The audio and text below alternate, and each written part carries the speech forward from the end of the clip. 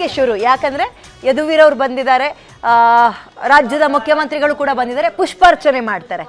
So ಅಧಿಕೃತ ಚಾಲನೆ ಈ ವರ್ಷದ ಜಂಬೂ ಸವಾರಿಗೆ ಅಂತ. ಸೊ ಉಪವಾಸ ಮುಗ್ದಿದೆ, ಕಂಕಣ ಧಾರಣೆ ಆಗಿ 9 ದಿನದ ಪೂಜಾ ಕೈಂಕರ್ಯಗಳನ್ನು ಮುಗಿಸಿ ಅವರು ಇವತ್ತು ಯಾವುದು ನಾವು ಆರಂಭದಲ್ಲಿ ಹೇಳಿದ್ರಲ್ಲ, ಬರೀ ಆಹಾರದಲ್ಲಿ ಉಪವಾಸ ಅಲ್ಲ, ಎಲ್ಲವನ್ನ ಕಂಟ್ರೋಲ್ ತಗೊಳ್ಬೇಕು, ಅದನ್ನ ಬಿಚ್ಚಿದ್ದಾರೆ. ರಾಜ್ಯದ ಮುಖ್ಯಮಂತ್ರಿಗಳು ಸಿಎಂ ಸಿದ್ದರಾಮಯ್ಯ ಅವರು ಸೇರಿದಂತೆ ಅವರ ಸಂಗಡಿಗರು, ಅಂದ್ರೆ ರಾಜ್ಯದ ಸರ್ಕಾರದ ಒಂದು ಟೀಮ್ ಇದೆ, ಡಿ.ಕೆ. ಶಿವಕುಮಾರ್ ಇವರೆಲ್ಲರೂ ಕೂಡ, ಹಾಗೆ ಯದುವೀರ್ ಅವರು ಕೂಡ ಪುಷ್ಪಾರ್ಚನೆಯನ್ನ ಮಾಡಿದ್ರು. ಮೈಸೂರಿನ MP ಅವರು ಎಸ್ ಈ ಸಲದಿಂದ ಹೌದು. ಸೊ ಪುಷ್ಪಾರ್ಚನೆ ಮಾಡಿದ್ರು, ಅಧಿಕೃತ ಚಾಲನೆ ಸಿಕ್ಕಿದೆ. ಈಗ ಅರಮನೆಯಿಂದ ಹೊರಗೆ ಕಾಲಿಡ್ತಾನೆ ಯಾರು, ಇದೇ ಅಭಿಮನ್ಯು. ಇನ್ನು ಜನಸಾಮಾನ್ಯರಿಗೆ ಕಣ್ತುಂಬಿಕೊಳ್ಳುವ ದೃಶ್ಯ. ಬಟ್ ನಾವು ಒಂದ್ ರೀತಿ ಭಾಗ್ಯವಂತರು, ಪುಣ್ಯವಂತರು ಬಿಡಿ. ಯಾಕಂದ್ರೆ ಆ ಜನದೊಳಗೆ ನಮಗೆ ಎಷ್ಟು ತನಕ ನೋಡಕ್ ಆಗ್ತಿತ್ತು ಅಲ್ವಾ. ಮೈಸೂರು ಅಂತ ಇಷ್ಟೊತ್ತಿಗೆ ಮುಗಿಸಿರ್ತಾರಲ್ವಾ ಮೇಡಮ್? ಎಸ್, ನೋಡ್ತಾ ಇದೀವಿ. ಸರ್ವಾಲಂಕಾರ ಭೂಷಿಣಿ ಅಲ್ವಾ, ಆ ಒಂದು ಒಡವೆಗಳು, ಆ ಹೂವಿನ ಅಲಂಕಾರ, ಆಕೆಯ ಗತ್ತು ಮೇಡಮ್. ಮತ್ತೆ ನಮ್ಮ ಮೂರ್ತಿಗಳಿಗೆ ಸಂಜೆ ಆದ್ಮೇಲೆ ಒಂದ್ಸಲ ಆಕೆಗೂ ದೃಷ್ಟಿ ತೆಗಿತಾರೆ.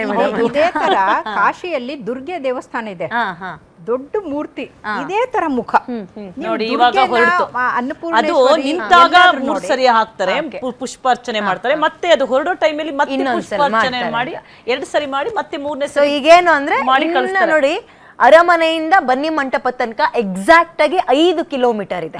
5 ಕಿಲೋಮೀಟರ್ ಸುದೀರ್ಘವಾಗಿ ನಡೀತಾರೆ ಅಭಿಮನ್ಯುವಿನ ಟೀಮ್.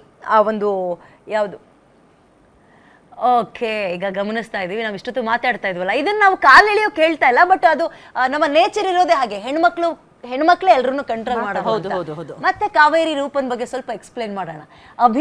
ಅಭಿಮನ್ಯುವಿನ ಅಕ್ಕಪಕ್ಕ ಕಾವೇರಿ ಮತ್ತು ರೂಪ ಇದ್ದಾರೆ. ಅಂದ್ರೆ ಅವನ ಮನಸ್ಸು ಎಲ್ಲೂ ಚಂಚಲವಾಗಬಾರ್ದು, ದಾರಿ ತಪ್ಪಬಾರ್ದು, ಪ್ರವೋಕ್ ಆಗಬಾರ್ದು, ಅಥವಾ ಅವನು ಕುಗ್ಗಬಾರ್ದು, ಹಿಗ್ಗಬಾರ್ದು. ಸೊ ನಾವಿದ್ದೀವಿ ನಿಮ್ಮ ಜೊತೆಯಲ್ಲಿ ಅನ್ನೋ ಒಂದು ಸಂಕೇತ ತೋರಿಸ್ಕೊಂಡು ಹೋಗ್ತಾ ಇದ್ದಾರೆ. ಸುಮ್ನೆ ಬಾ ನಮ್ ಜೊತೆ. ಅವ್ನ ಪಾಡಿಗೆ ಒಬ್ನೇ ಕಿವಿ ಅಲ್ಲಾಡಿಸ್ತಾ ಇದ್ದಾನೆ ಅಭಿಮನ್ಯು, ತಾಯಿಯನ್ನ ಹೊತ್ಕೊಂಡು. ಅವನಿಗೆ ಅತಿ ಒಂದು ಬಹಳ ಮಹತ್ತರವಾದ ಜವಾಬ್ದಾರಿ. ನಾವ್ ಹೇಳಿದ್ವಲ್ಲ, ನಮ್ಮ ರಾಜ್ಯದಲ್ಲಿ ಮಾತ್ರ ಅಲ್ಲ, ವಿಶ್ವವಿಖ್ಯಾತ ದಸರಾ ಅಂತ ಕರಿತೀವಿ. ಇಡೀ ವಿಶ್ವದವರು ಇವತ್ತು ನಮ್ಮ ಮೈಸೂರು ಕಡೆ ಕಣ್ಣೆತ್ತಿರ್ತಾರೆ. ಎಷ್ಟು ಚೆನ್ನಾಗಿ ಕಟ್ಟಿದ್ದಾರೆ ನೋಡಿ, ನೆಟ್ಟಿಗೆ ಇದೆ, ಎಲ್ಲೂ ವಾಲಿಲ್ಲ. ಮತ್ತೆ ದೇವಿನೂ ಕೂಡ ಅಷ್ಟೇ ಒಂದು ಅದ್ಭುತವಾಗಿ ಕಾಣ್ತಾ ಇದೆ. ಈ ದ್ರೋಣ, ಈ ಕ್ಯಾಪ್ಟನ್, ಈಗ ಅಭಿಮನ್ಯು ಇದ್ದಾನೆ, ಬಟ್ ದ್ರೋಣನ ಕಾಲದಲ್ಲಿ ಒಂದ್ಸಲ ಯಾರು ಕಿಡಿಗೇಡಿಗಳು, ಹಲ್ಕಟ್ಗಳು ಏನ್ ಮಾಡಿದ್ರು, ಮೊಳೆ ಕಾಲಿಗೆ ಚುಚ್ಚಿದ್ದಾರೆ. ಅವನು ಅವಾಗೆಲ್ಲೋ, ಈಗ ಸಾಮಾನ್ಯವಾಗಿ ಬೇರೆಯವ್ರು ಏನ್ ಮಾಡ್ಬಿಡ್ತಿದ್ರು, ಒದ್ದಾಡೋದು, ಕಾಲಿಗೆ ಮೊಳೆ ಚುಚ್ಚೋದು, ಮೊಳೆ.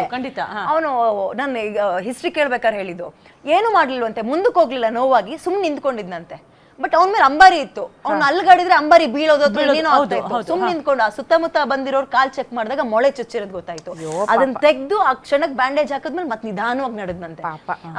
ಒಂದು ನಮಗೆ ಪಾಪ ಅನ್ಸುತ್ತೆ. ಆಮೇಲೆ ಅವನ ನಿಷ್ಠೆ ನೋಡಿ ಮೇಡಮ್, ನೋವಲ್ಲಿ ಅದಕ್ಕೆ ಹೇಳಿದೆ, ಆನೆಯಿಂದ ನಾವು ಕಲಿಬೇಕಾದ ಬೇಕಾದಷ್ಟು ತುಂಬಾ ಇದೆ ನಿಜ.